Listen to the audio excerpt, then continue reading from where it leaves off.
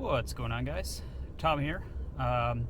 Today's video, I wanted to not to be too negative, but obviously anytime you get a new vehicle, nothing's perfect. No vehicle is perfect out there.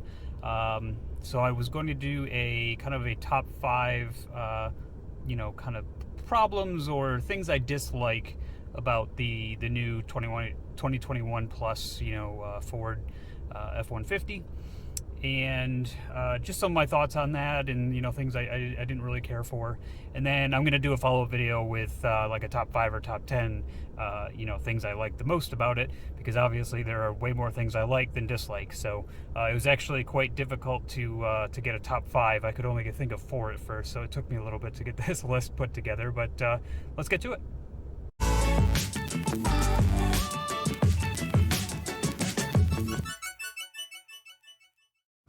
So, number 1, and these aren't in any particular order.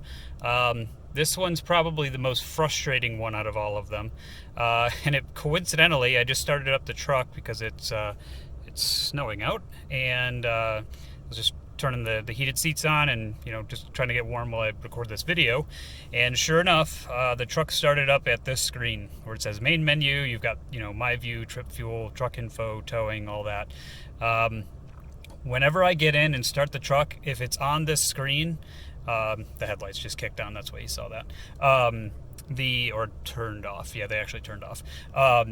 Whenever you see this screen when you start the truck, unless you left it here, oh, there they go. They just turned on again. It must be like it's just getting a little darker because of the snow, so it looks like they're just flipping on and off. Anyways, when you see this screen, it basically means that your settings have been lost. And so if you go into my view and then scroll through, you'll actually see on the side there's only a couple options. You got average MPG, which it's low because we tow a fairly heavy camper. I'd say my actual average MPG around town is probably 23-ish. So you can ignore that. And then you've got trip 1, and that's it. Trip 1 and your fuel economy. I get in here, and probably 3 times a week I have to go through and turn all these items back on that I have saved. I like the EV coach one. I haven't been using that one as much lately, but yeah, so I'll go and create all these screens. So now I've got a bunch of options here, and I'll go drive around town. I'll go into a store, I'll come back out, and it's back on that main menu screen. If I start the truck and it's back into that, I know that I lost all the settings in my view, unfortunately. And it's been happening probably a few times a week. So that's kind of the number 1 issue right now. Not as far as frustration level, I guess. So yeah, that's number 1. So let's get into number 2. So this one is a little bit of an oddball. If you watch any of our other videos, you'll see that I did a bunch of generator videos for the Pro Power on board. Once in a while, when we're using the RV hooked up to the truck and it's running the generator overnight, I've noticed a few times where. So just a little background, I guess I should kind of take a pause here. The way that the Pro Power 7.2 kilowatt generator works, because I see these questions pop up on the forum once in a while, is that the generator is really an inverter that's running off of the giant battery pack that is in the F-150 Powerboost. Once in a while, so I'd say every half hour to an hour, the truck will start and run for a couple minutes to top the battery off, and then it'll shut back down. So it's not like the truck's continuously running. The more load you have, the more you're pulling on the down on the battery, you'll get the truck starting more often, that kind of thing. But what happens, we've noticed, even under almost no load, is the truck will get in, basically it'll start up to charge the battery, and it'll sit there and run for like a half hour.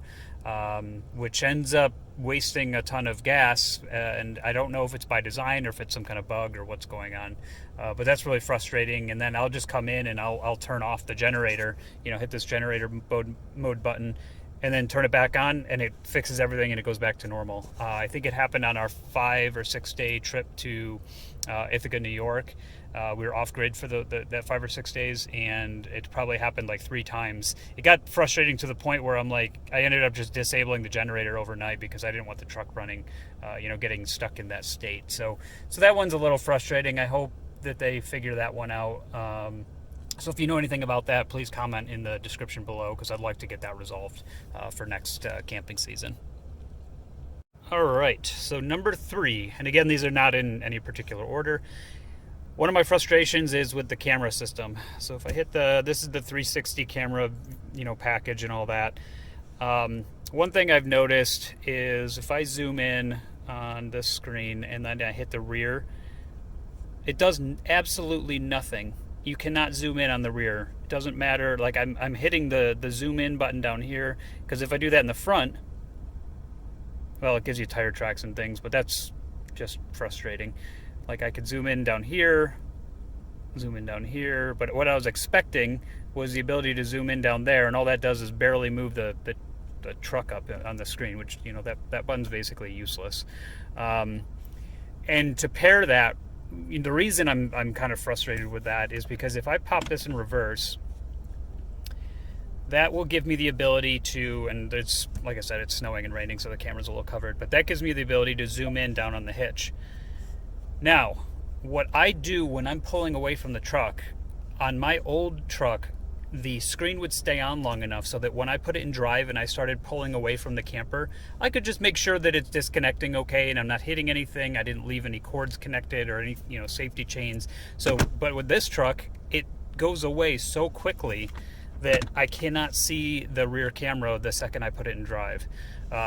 So that's been really frustrating, not to the point where I'm upset or anything, but just annoying, because that's something that even my old Silverado could do that this can't. With all this, technology and camera package, I figured that I'd have the ability to be able to see the hitch as I pulled away.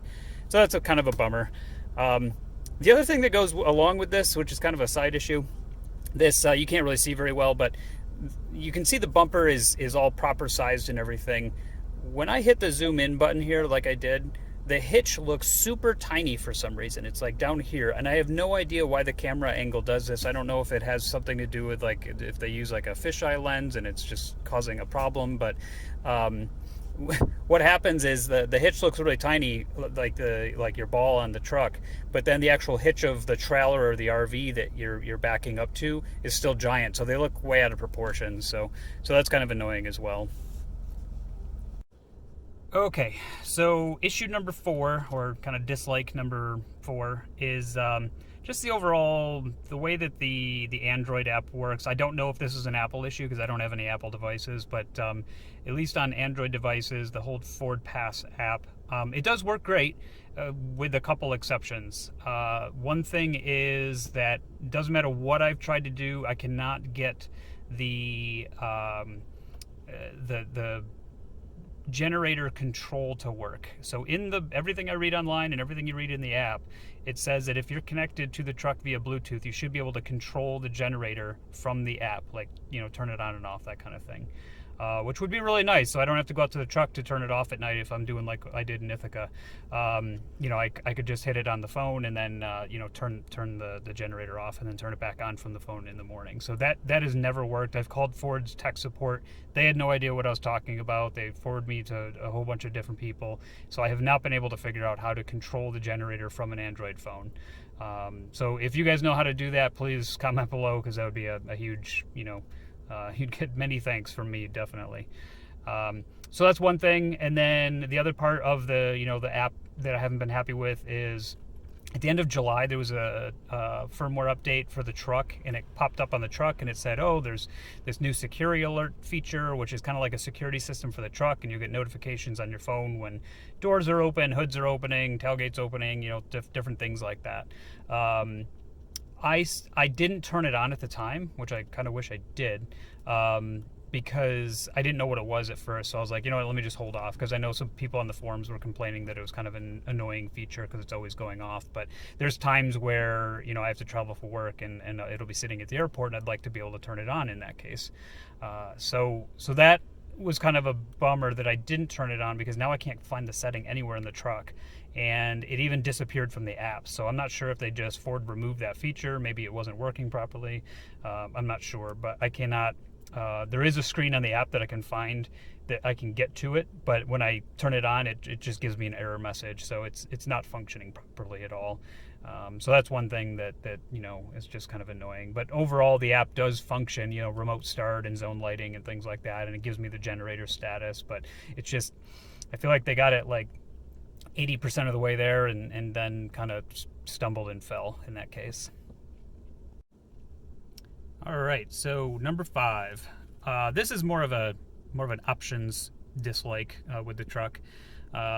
In Chevy's case, and I don't know if this is actually true or not, but in most cases, the models that I've ordered with Silverados in the past, you could go pretty low down in their options packages, or their models, and still be able to order the truck with leather. Unfortunately, with Ford, it seems like it's a crazy cutoff. And this is just me coming from not being a Ford person originally. It seems like anything XLT or lower is always cloth, and anything what's the next level up, Lariat, everything Lariat and higher is leather, and you don't really have a choice, it seems, which I really would have liked the leather. I know some people don't like it because it gets too hot and things like that, but I just like it because I can get it dirty and wipe it down and clean it very easily, whereas cloth, to me, just gets dirtier easier and stains and all that. So it would have been nice on an XLT for them to have the option for, especially at this price point. Some of these XLTs now are pushing 70 grand. So it just would have been nice to be able to put leather onto the XLT. I know there's some dealers that'll do it and things like that and they're fairly reasonable, but I just didn't want to spend the extra money after ordering. I just wanted it from the factory. Even though I do really love the XLT Sport interior. I actually liked it better than the Lariat in our case. That was one of the reasons we went with the XLT versus the Lariat, was just because the interior design just to me, just was more preferred, in my opinion. All right, and one bonus dislike here. So I know I said I was doing 5. This one is just kind of just perplexing, but this handle here where you open the door, it took us a while to realize, well, I guess it only took us the first time, but that it was pass-through. We were setting our phones in here, or over on the passenger side, and then the phone would just fall down into this tray, which luckily the tray's here, but yeah, I was hoping that this was kind of closed off, and then you'd just be able to, kind of set your phone there. I know why they didn't do that, was because you wouldn't be able to open the door if something was resting in here, but it still would have been a nice thing to have just another little pocket there for a phone or something like that, especially for your passengers. So thank you guys for watching this video. These were kind of my top 5 plus 1 dislikes of the 2021 F-150, in my case, XLT Powerboost. Some of these would apply to any of the other models as well. But if you have any comments on any of the 5 I listed, please comment below, and please like this video and subscribe to the channel. Thanks. Have a good one.